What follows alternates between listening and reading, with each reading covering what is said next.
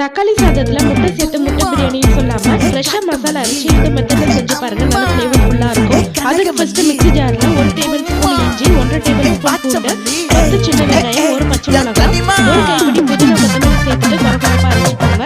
அடுத்து குக்கர்ல 1 table spoon எண்ணெய், 1 டீஸ்பூன் தனி மிளகாய் தூள், ஒரு 6 முட்டை சேர்த்துட்டு லைட்டா ஃப்ரை பண்ணி எடுத்துக்கோங்க.